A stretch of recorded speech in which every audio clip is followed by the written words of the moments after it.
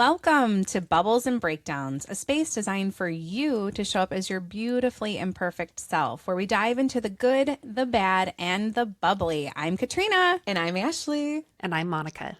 Yay! Yay! We're so excited, Monica, you're here with us today. And we've all been there one time or another when the exhausting reality of the all or nothing mindset hits us, like a flailing toddler's arm across our face. We live in a world that praises flawless execution, but what happens when striving for perfection actually paralyzes us? Today we are joined by the lovely Monica Packer. She's an acclaimed host of the About Progress podcast, a progress coach, upcoming author, and a recovering perfectionist who has spent years helping women dismantle the pressure to do it all flawlessly. Welcome, Monica. We're so thrilled to have you with us to discuss how, I don't know, Ashley, can we ditch our perfectionism and focus on I've been progress? trying. Hey, if you're trying, then you're doing great. I'm so glad to be here. And thank you for that wonderful intro. It was beautiful. Yes, we're so excited to break up this whole perfectionism culture and talk about this practical progress over flawless performance. So I love what we've seen from you out in the space and listening to about progress and just the entire approach that you have supporting women, particularly seems to be your niche. And I would love to just start with saying, what is it about perfectionism that it's not really just like high standards, but how maybe this could be more of like a coping mechanism? We talk about anxiety like this. We talk about rumination like this. And perfectionism is another aspect of this. I'd love to get your point of view. I would say for those who were born in our generation or around it, we did see perfectionism as a quality worth pursuing, as something that was beautiful and good and noteworthy and something we should all aspire to. But that, I think in more recent years, has it been talked more about, oh, actually, there's a price you pay for perfectionism. And it's one that many will be, there's layers to these surprises. It's not just one kind of surprise. So let's paint that a little bit. I think we desire for perfection mostly for good intentions. We want to be good. We want to do a good job. We want to be better. We want things to be different or improved. But also there comes those sneaky side too of wanting to be better than other people or to be admired or to even be separate, to distance yourself from people. So perfectionism, really can be a coping mechanism, especially for those who have been through trauma. But for most of us, and even including people who would, fall into that camp, I really see it as a misplacement of identity. It's us placing our sense of self on our outcomes. And we often think of perfectionists as only this overachieving stereotype. And while that definitely can be true, it's really more of a spectrum. Just like perfectionism is based on all or nothing. You give it your all or you give nothing, which really means you just give it all the time. Truly what happens is there's a price to be paid for that all. It's often your relationships, like almost always with perfections, it's your relationships are part of it, but your mental health, your physical health. Also, it often costs you the very thing you are pursuing. It's burnout, it's exhaustion, it's mental health issues, which I struggled with. But also, there's another price to be paid, and that's the nothing side. A lot of perfectionists, and I would say half, if not even most, at one point, maybe they were the aspiring kind on the overachieving end, and they paid a price that forced them into the nothing side, or they've largely stayed on that side because of fear of not being enough, fear of failure, fear of it not being worth it, or just waiting for the right time or the opportunity or the skill set or the certainty. And regardless of where you are on that spectrum, if your identity is based off of those outcomes, then you are always set up to fail. That always speaks so loudly to me, especially a little bit about me. I'm currently a stay-at-home mom, but I was in the corporate world for years since, graduating my first job and went through kind of more of a tumultuous exit, I think, that forced me to say, you know what, I think I need to spend some time with my family. But I went through this identity shift of, who am I now? I've been a mom. That's not changing. I'm just taking away that 40 plus hours of something I was striving to be perfect at, being let down, and then trying to build myself back up to chase, how do we start to build yourself Yeah. from that misplaced? I'm so interested because I've been trying to do this for a year and a half and not there yet. Yeah, your identity. Yes, but I still feel it's like a lost feeling when you're saying it Yes. is misplaced, right? And it becomes toxic. Because you don't like know who you are I yet. don't. Yeah. I don't. Yeah, that toxicity is a big piece of it, and that's where there's so many layers to this. Is what I said. It's like it trickles down into every part of your life in ways that are very sneaky. And so working on this identity side isn't a one and done. It's a cycle, and it's one that is repeated. And that's okay. That's actually all part of it. And I'll talk more about that. But first, I'll share a little bit about how I started and how those who are listening can start. And then also what it looks like over time, because that's another part that I think people are always drawn to the certainty bound answers, the black and white answers. And truly, there's more nuance to everything. And that's something the self-help and wellness industry don't want you to know, because certainty sells. So I would like to speak more to the nuance of how this is applied over time. But first, for me, I was the aspiring perfectionist for the first 20 years. I achieved really well. I was almost a straight A student in college, had a scholarship, looked like the perfect part on the outside. Oh, wow. Yeah. But I struggled with eating disorders, also thanks to the perfectionism, one that was, around for a long time. Thanks to also being a dancer and a woman born in the 80s. Like we could all say we have a lot of that diet culture that's just stuck in our subconscious. And when I hit rock bottom with those eating disorders, it was to a point where I was really close to taking my own life. And I'm so fortunate to have had college counseling, free college counseling there that really helped me start a very, very long recovery process. As part of that, so that was part of the price I paid for perfectionism, right? But I also went to that other side, the nothing side. I was so terrified of getting back to that place that I didn't try anymore for my roles and my responsibilities, which is something that we often equate with our sense of self, right? Especially as women. I could show up for those things. I was a middle school teacher and then I was a stay-at-home mom as well. And for those things I could show up, but for myself, everything was on the back burner. My own hobbies, my own self-care, my own goals, my dreams, everything was better on a shelf to stay safe. And then I similarly got to another rock bottom at 30. So 10 years later, I was similarly really struggling with my mental health, really not sure if I should be around anymore. Luckily, my eating disorder recovery was better. So that wasn't as much of a facet, but I felt the exact same, really. I felt really stuck and lost and not sure who I was. And so that's what began my own, what has now been a 10-year long experiment on progress outside of perfectionism. And we can talk more about what that looks like. But how it really started for me was I had to get clear on who is Monica? Who am I? If all of my roles, my responsibilities, my daily tasks, the things that even matter on the outside were to go away, who am I at my core? And the way I actually explored that was in a very non-serious way that has now been something I've done every year for now, I think I'm in my 11th year, and it's called the do something list. This is such a great tactic. I just have to say, everybody listening, please think about this, see how it can apply to you. Please, Monica, share. The deeper stuff will definitely come, and we'll talk about that a little too. But for me, it began with I need a pressured way to explore who I am. And this list was called Do Something for a reason. It's not all and it's not nothing. On this list were a smattering of things I had wanted to do or to try or to experience for years but never had, or things that I used to do, but perfectionism was part of the reason why I stopped doing them, like dancing. That was a big thing for me growing up. So on my first list, I had things like read 20 books because I was an English teacher. I was an English major. I used to read, and then I lost that after my second kid. So read 20 books.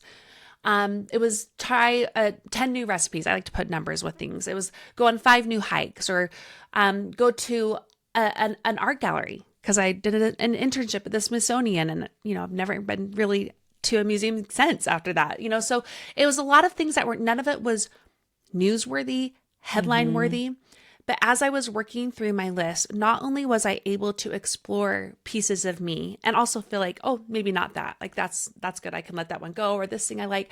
I also got to challenge that inner perfectionist because the whole point of the list was not completion, it was exploration. I was just hearing you say that. I love that it is more like a bucket list versus a resolution list where you feel the Yes. pressure, right? I have to lose 20 pounds. I have to, right, like save this much amount of money, where you could see that's related to maybe the perfectionist And it's all or side. nothing versus do something. Right. Then for you to get closer to yourself, right? So for you to be Yes. like you said, I love you're like, I'm not into hiking it anymore. I said, let's do Yeah. 5 new hikes, but one was enough, And right? then I'm done. Yeah. Yeah, Well, and exactly. with this, I would say with 11 lists, I've never completed a single one. And yet, and it's been allowed to change, by the way, too. Like mid-year, I always tweak it. I take things off. I change the number. I shift the expectations. That's fine, too. But yeah, no goals, no resolutions. And actually, it's a different sort of bucket list, too, because it's not about, I'm going to kiss a stranger on the Eiffel Tower kind of bucket list. It's like an everyday, like, what are things why I not? wish I No. did with my time? Like, what are the things I see other people doing? And I feel like that kind of, I wish I could do that feeling, or maybe a little jealousy, or just that prick in my heart to desire. And it's changed every year, and certain parts of it have changed my life each year. But more than anything, it's just given me this pressure less way to explore who I am. And along for the ride then came the deeper stuff of really figuring out, okay, what are my values? What matters to me? What are my deep priorities? And then, you know, it's evolved. It's evolved. And I can tell you more about how that's looked just the past year as I'm approaching 40, but in a way where I would say I haven't yet met the same level of crisis like I did at 20 and 30. And I think that that's really important. So before you got into the do something framework, you really were talking about what was your rock bottom turning point. It was this catalyst to you really realizing that this perfectionism was breaking you down. It wasn't building you up. And so when we create expectations of ourselves and we don't meet them, how debilitating, right? So instead, I love that you took this approach to define kind of like who you are, what are your values, what motivates you, and then you did something instead of saying, if you're not this, then you're nothing. I mean, what a horrible place to be. And I'm so glad you're still here, by the way, because every time I hear people struggling with mental health or suicidal ideation, I mean, I think we've all experienced it at one time or another. And if you haven't, that's great. But I for one, also have. You know, what if I jerk the wheel, or what if I wasn't here anymore? And I think it's just such a horrible place to be as a human being, because you bring so much value and beauty to the world as testament to what you're doing in this space. So, Monica, so glad you're here. And I would love to think about, you know, when you think, how did you give yourself permission? Like, what did this look like? How did you make this? It wasn't a giant leap. It was probably incremental steps. But if you could break it down for the listeners of some practicality behind your change, that would be wonderful. So there was this identity piece of the puzzle, right? But then there was also the progress piece. Like, so how do I actually change then in a different way? Because a lot of people think if they're not hard on themselves like a perfectionist, and they won't grow. But I would say 10 times out of 10, your insistence on perfection will cost you your consistency and your sustainability. At one point, you're going to fail. You're going to mess up. You're going to have to pivot. And perfectionists, when they meet that, regardless of where they are on the spectrum, are going to just self-blame and get off the path. And so the other part of this was learning, well, then what is another way? Because nothing is a form of perfectionism too. So if I'm not hard on myself, if I'm not being like super hyper diligent and just relying on willpower and discipline, how can I still change then? What does that look like? And that's where a lot of the experimenting came with progress outside of perfectionism. And the do something list was a powerful way to try that out, because I was allowed to be mediocre. I was allowed to not like something. I was allowed to be terrible at it. I was allowed to just try it for the point of my own curiosity, feeding my own curiosity. Did that feel weird for you? It did. And it felt freeing. Freeing, because I was actually allowed to be bad. I weirdly gained more confidence in messing up. It was such a strange thing. So there's different ways we can do that. You can do it with the do something list. You can do it just with other areas of your life that you wanted to learn and grow. And that's what happened to the do something list too. Just like perfectionism trickles down to every layer. When you're working on progress instead, it also trickles down. Like it happened with the do something list, but gradually I started doing other things that would have been more like this perfectionistic type A kind of thing, but in a different way, like day planning or exercise or other kind of habits like working on my sleep, but with this new way of knowing like failure is actually part of the path. So not if and when, but when I meet it, here's how I'm going to work on moving through this failure in a different way, primarily by starting on removing the self-blame and the shame, and instead leaning into a whole lot of curiosity about what is really going on and how to tweak, self-compassion so I can work through it and stay on the path better, and courage to keep trying. Yeah. It's almost like you're a kid again. Yeah. Because I think of my kids learning to do something for the first time. And I am trying to teach them it's okay to mess up. They're going to mess up. It's Yeah. you know, you're doing it for the first time. It's like I don't know. I just think that's really because I think at least we talk about this all the time. We call this our middle third. It's not our second half. It's our middle third. We're sticking to that. But we kind of know who we are now and can give ourselves permission to mess up. Yes. Give ourselves, and like you said, that freeing nature of dividing yourself from that perfectionism. I love this do something list. It's ditching the right way. It is. In order to let ourselves do things poorly. And I think that this is where you learn, to your point, you develop more confidence. And I think, you know, the hard thing about being overachievers, and I can relate to this very much, Monica, is that because we've done stuff so well, so many times, over and over and over, we can be very unforgiving of ourselves when we don't do it exactly right. And as our bodies change, and maybe I can't run, you know, the half marathon at a 10-minute pace anymore because my body is different, right? And so I think there's this whole burden as we get older of saying, well, you've done it before. Gosh, you should be able to do it again. But that's not true either, right?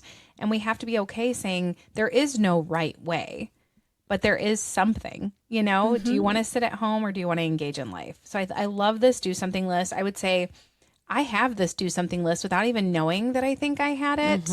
But I think there's also something really inspiring about writing it down and like having a chart or an agreement with yourself that could be really beneficial to people. Yeah. And I have mine written down and it's displayed right here in my office, but I also put it in my bathroom so I can see it. But it's not like it's a different way of pursuing something. One thing I really want to emphasize is you're not working on your do something list like a habit chart, like you know, like you're trying to fill in every single square. It's just this general mindset of like, well, how am I going to insert myself into my life? And as part of that, reclaim my life as my own again, which is a big part of what we do. Just how you insert yourself. You lose yourself to your roles and responsibilities out of good intentions again. And this is another way to say, no, my life is this. This is who I am. Yes. So it's a different way of even pursuing something. I love it so much. So when you look at this, there was something that caught my eye, which is you're not just what you produce. So a lot of like these high achieving personalities, we like to have a product and like, it's almost like we carry it around as a badge of honor. Like I, you know, did all the lawn work this Saturday and I took the kids everywhere and we had a blast and I created all these core memories and it's like what we're creating. So how did you kind of disentangle your sense of self and not having it depend on your productivity or what you're producing in the world?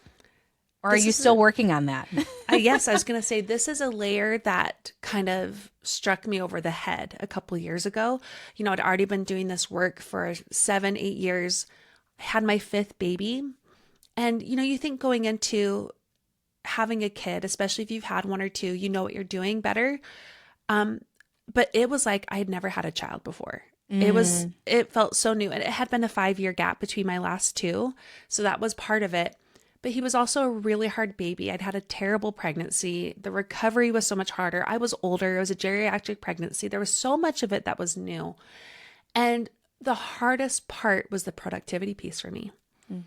It was massively challenging to my identity to not even be able to empty a dishwasher or take a shower for months on end. Because you had a needy baby. Yeah. Yeah. But before that, like probably my last 2 or 3 kids before him, it felt like, you just get back to life and it's fine. You just have a baby along for the way. And it was so different. Every part of it was entirely different. And I was so, when I was so glad that I had already worked on this for so long, because I could see that inner perfectionist who was very frustrated and put out with how little she could do and what that meant about her. So I was able to be more curious and objective about it. And then I also was able to better challenge it. I spoke to it a little bit more openly, in my community. And one woman said something there that I hope will help someone who's listening today. And she said that she has learned that being present is being productive. And that became my personal mantra for probably a year. That is so I had beautiful. to say it several times a day to myself. And that was an opportunity. We talked about how this identity work is a cycle. That was another point where I'm like, I already worked on this. Why am I having to work on it again? Because it's a cycle and you have to keep coming back to things. And that was an opportunity, really what another friend calls it a blurse, like a blessing and a curse.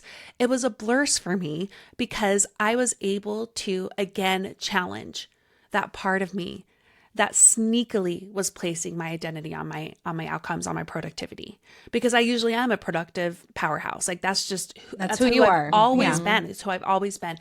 And I've gradually been able to work. It's now been 3.5 years. I'm more and more back to where I was, but it's taken that long, and it probably will take longer, and it may never look the same either. But that was an opportunity for me to really figure that out. So there's one thing to be said for working on the mindset piece and experimenting with it. And then there's another part where it's going to be repetitive. You're going to have these moments, these blurses, these opportunities to revisit who am I really? And I've had another one this past year. What do you know? But yeah, so that's in particular with productivity. Something that really helped me. So how do you, so there's this productivity mindset. We feel good about, quote unquote, leaving it all on the field, doing our best with each and every day that we're given. But then there's this whole, I love this concept of like being present is productive. That is a great mantra. I'm going to embody this and try to really instill this life-changing. But also, how do you draw the line? Being this, we just said it, the productivity powerhouse that you are. How do you draw that line and say, you know what, this is enough for today, but not just that, not have guilt around it, because I think then you go at the end of the night and said, oh, I did have time to do X, Y, and Z. Like, how do you retrain your brain to get out of that slump? One of the ways we have been hooked into perfectionism is that there's this undercurrent belief that we will arrive at one point. Right. And you never do. You never, ever arrive. And also, whatever outcomes you think you've arrived at are not sustainable. They all go away. Even the good milestones, the worthy things we're pursuing in our life, even they are temporary. And so that's one of the ways we have to work on this belief system internally is really acknowledging there is no arrival. And that actually, like old me, that would have been really despaired by that. Like, then what am I doing this all for? Now it's again another freeing thing. It enables me to stay on the path because I know it's going to be there forever. And that's the whole point. It helps me also enjoy the process better because I've learned that the transformation, like it really happens in the process, not the outcomes. Yeah, the it's a outcomes. journey. Yeah, the outcomes don't deliver the transformation. It's the path that does. So staying on it means I only get to keep growing more and more and more and more from here with time. But in terms of how we live that out practically, I think it comes with, as part of acknowledging that there's never an arrival, you also have to acknowledge that there are always, always, always trade-offs. Always, even just based on how you spend the last hour of your evening, there's always going to be a trade-off. And if the trade-off is you perpetually, consistently, then that's a problem. you will be paying a bigger price. And so will everyone and everything connected to you, which is an awful lot as women. So that's one of the ways I practically try to work through it, is just acknowledging to myself, there's going to be a trade-off no matter what. Ashley, so which one am I ready to make today. Yeah. Yeah. And I feel like I'm just listening so intently because number one, something that's starting to point out to me is I love how you've said this is a cycle, right? As our perfectionist brains like to think, we're not really crossing things off the list here, right? We are restarting or reframing. Yeah. So what I'd love to know too, because again, this speaks so directly to the experience where I have felt stuck and I'm like, what do I do now? Yeah. Do something framework. I am so excited to implore. But I'd love to know, like, how did you help yourself stay on track so that now we know these are like cycles, just like helpful tips of like, personally, what did you do? Did you journal this and revisit it? How do you make sure it's apparent? I know you said you had your do something list in your bathroom. Like Katrina has her resolution list in her bathroom, which you're going to see it every morning and night, right? Hopefully, if that's where you're brushing your teeth or whatever. But I'd love to talk about tactics of how can I make sure this works for me? Because it sounds amazing. Yeah, the last thing we want is for the do something list to be yet another thing where you set all the good intentions, did all the prep work, wrote it all down, and then forgot about it. Or felt the pressure of it. So firstly, you make it visual. And I know that's such a simple one, but it is a game changer. The people who forget it and don't do it, and then they do it later, they do come back to say, Monica, you're right. It does make a difference to just make it visual. So putting it in a couple places where you see often. The reason I like it outside of my bathroom is because I don't do this every night, but a few nights a week as I'm brushing my teeth, I have nothing else to do but look over and just scan it. Yep. I'm just scanning it. And I do this with lightness. I do it with lightness to think like, oh, what have I been doing lately that I can celebrate more, that I can like, I write on the list. So like, I'll try to track, I read another book and I put a tally mark, or I went to this place. And if one of my things is typically like an adventure, like go on 2 in-state adventures as a family. That's been something that I've done the last few do something lists to kind of explore the adventure side of me that I'm learning is really important. So it's one to like create those feel good chemicals that make my brain and body want to do it more. So celebrating it, and also just with lightness, saying like, okay, what am I kind of like forgetting or falling short on, or what is something that I'm actually afraid of doing and I keep putting it off. And that thing for me for years has been try out for a play. I had that on my do something list for probably 3 to 4 years. I can see this for you. Yes. Yeah. So I didn't put on my list this year, but guess who tried out for a play? And guess who now is doing 5 nights a week of rehearsals for Fiddler on the Roof? Oh, I did see this on your social. So exciting. This gal. But that wouldn't have happened, even though I had it on my list for a few years. It was okay that I never got to it because I kept putting it back on. It became the signal to myself, like, this actually matters to you.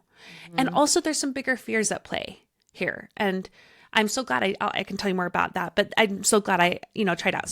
So making it visual, checking in with it regularly, celebrating when you're doing something, checking things off, writing it down with lightness, tracking what you want to do. The next thing I would say is putting it on your literal calendar. Okay. Deciding, okay, what's next on this, and truly putting the thing on the calendar, just one thing. It doesn't have to be, I do not do this where at the beginning of the year, I make a do something list and then I work backwards and I'm like, okay, then what do I need to do each quarter and then each month and then each week and then each day? It's not too much. It's too much. I would never even finish a do something list if I knew I had to do that. It's more, again, that lightness of just tracking, okay, if that's the thing I really do want to do, I'm going to put that on the calendar for next week. And it's the small step of getting there. And then I would say the final thing is a little bit of accountability. I tend to be someone who doesn't really need that or gravitate to it very much. But then I realized I've been doing this online for now 10 years.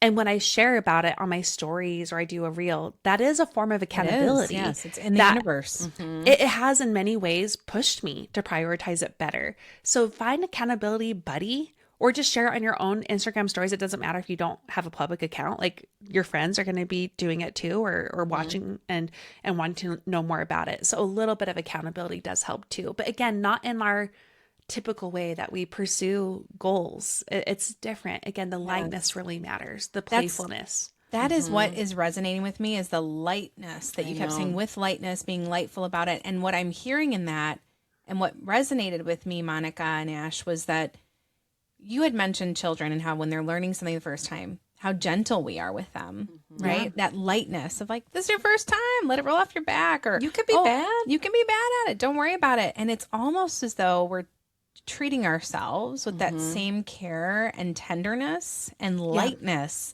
that we would with someone doing something for the first time. And I think what a beautiful intersection to be in your life, that you can have lightness around these things and stop, being a algebraic equation for your worth, of saying, if I don't do this, then this. And it's not punitive. It's experiential. It's fun. It's refreshing. You're almost allowing yourself to fail. Yeah. And even though fail to us is like, right, I know. it's debilitating, but with the stakes being low, and this is for your enjoyment. I love how you said the cycle can be relooked at in your list. You're like, this isn't for me anymore. That's super important too. Yeah, I agree. So, I mean, first of all, kudos for your progress over perfection. Number one, we want to kind of wrap it up with just a few like lightning round questions, because I think we could honestly talk to Monica for hours about this. In fact, I'm like, How much time you got? My question is like, oh, should I be a part of her coaching now? And we will put, for those people who are so interested in you, Monica, we will put in the show notes how to get in touch with you, how to view about progress, and also your upcoming book, Sticky Habits, which you said is launching and being published this September. Yeah. So super excited to know more, because you're not just about ditching perfectionism and the do something, but you're also about building habits, which is a whole nother angle. So maybe we'll have you again and talk about that. I know. I'm like, you didn't even get my fire hosing about that, but I know. Yeah, we will. Maybe we'll get there at another episode. So I know we talked a little bit about some of the tools that you use, but was there, you're such a bookworm. I can see the books behind you. Yeah.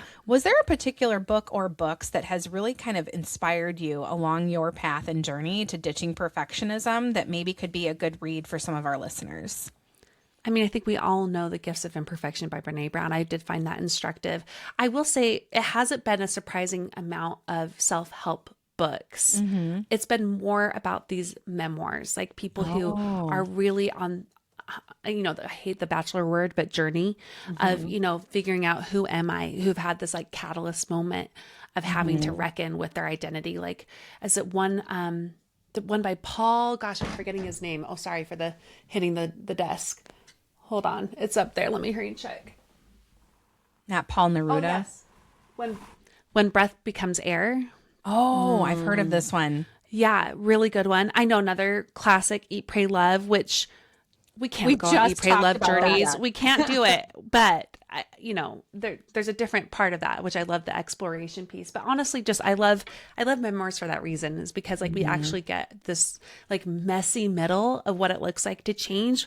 Whereas 99.9%, I'm like the 0.1 or 0.1%, of self-help books are about, let me give you a black and white path with no nuance and tell you exactly what I did and how I did it so perfectly. Like it's a recipe. Right. Yeah. Recipe for disaster. I think. Yes. All right. So next question. If someone is listening currently that's frozen by fear of making a huge mistake on like a big dream they've had, what is the very first step they should take? Instead of looking at the full picture and working backwards, again, like we're often taught to do, I would start in the reverse and just think of what is one small way I can do something to start. That's it. What's the first little tiny baby step, and do that thing. Yeah, it could be like looking for something on the internet. Right. It could be writing something every day if you're wanting to be an author, like any little incremental gain. And we talk about this all the time, even when we're reflecting on our podcast journey, right? Yes. We did the thing. We started the thing. Yeah. And you did it messy, and like you had to learn skills along the way. You had to be bad at things. We had a couple of snafus that we just did an episode on rumination that will be coming out after this one. And I said, I still kind of ruminate about that day where I had the cable in the wrong way, but you kind of have to like laugh about it in retrospect. Right. No, I love that. Another one that we had in here was, is there like a mantra? So you touched on this a little bit with hinting at the performance culture, like do these things perfect, drink the green juice every day, and like all of the things that are out there in the ether that we're hearing all the time of how do you get the perfect body and how do you have the most energy? Is there one mantra or like rule that's in society right now that you think that we should completely disentangle ourselves from? Like, is there one that stands out for you? I mean, honestly, it's just the whole I'm all or nothing kind of declaration. I don't think people fully realize how damaging that is and how it boots them off the path, that there's a price to be paid on both sides of that. So yeah, I'm all or nothing. Ugh. Yeah, that makes sense. I mean, since you're about progress and to do something, I love it. I love it. That is fantastic. And I think I don't prescribe to the all or nothing. I'm like, I'm going to do my best. And isn't that what we're supposed to do? Yeah. It's hard to get there though. These perfectionist really tendencies, and even we want to do it all. At least I feel like we were talking about type A people who are take charge, figure it out, and succeed most likely. To untangle that, I think is also important for us to have conversations like this to say, we're all kind of feeling it. Yeah. And believe me, I have a lot of type A clients who will tell you don't know what they're paying. You can't see the prices they're paying. Yeah, it's all internal and it shows up in, like you said earlier, sneaky ways. Exactly. So what's one piece of advice, Monica, that you would offer to the perfectionists out there today that are holding these high standards, but not just holding them, but they are really working hard to maintain them and putting in all their energy, being difficult on themselves, hard on themselves? What's a piece of advice that you could tell them that would maybe, I don't know, shake their spirit just enough to get them to start to evolve and think differently? I'll share something that one of my first clients talked through. She was a very skeptical recovering perfectionist, meaning she was very uncertain if the things that I was trying to help her shift in would actually still help her make progress in her life, like having more compassion, using more curiosity, making space for failure, forgiving herself more, things like that would actually help her stay on the path. And 3 months in to our coaching, she was sharing about the ways she actually had made a lot of progress in, even by daring to do something different, and which was so scary for her. It was so scary to let go of that perfectionistic model. And she said something I've never forgotten. And I think it's the best piece of advice I can give to anyone who is afraid of releasing their clenches on perfectionism, and perfectionism's clenches on you. And this is what she said, because I asked her, what did you learn? Like, what have you learned the past 3 months is trying this new way? And she said, I've learned it takes the greatest of courage to do the smallest of things. And that's what I want them to embody, that courage to try to do something different and to try the smallest of things over and over and over. Oh, that's so beautiful. And I think what a great way to tie a bow on such a fantastic episode with you, Monica. We are so thrilled we've had this morning with you. Yes. And it's left me hungry, wanting more. And I think, we would love to have another opportunity if it arrives here in the next few months of having you back on, maybe talking about habits as your book is launching. I think the other thing I want to remind everybody that was my biggest takeaway, Ashley, was being present is being productive. 100%. Especially, I think, thinking towards we're in the summer season and we get so overloaded with stuff to do it all, right? But being present, take that time, take it in, and you can mark it off as being productive. I love it. I know. And again, thank you, Monica, for being with us on Bubbles and Breakdowns. It's been an absolute joy. Yes. And remember, after every breakdown, don't forget the bubbles. And if you are loving Bubbles and Breakdowns, or if you are loving hearing Monica Packer today, in the show notes, we'll have links to all of her fantastic websites where you can learn about progress, her podcast, her up and coming book, Sticky Habits, as well as just check her coaching information out on her website. And then please follow us. We want some more bubbles in our lives. We want to hear from you guys. So please click follow, share it with a friend, send it to someone who might be a perfectionist that needs a little help with their recovery, and inspire some change in the people that you love around you. So thank you for being with us. We'll catch you on the next episode. Thank you. Cheers.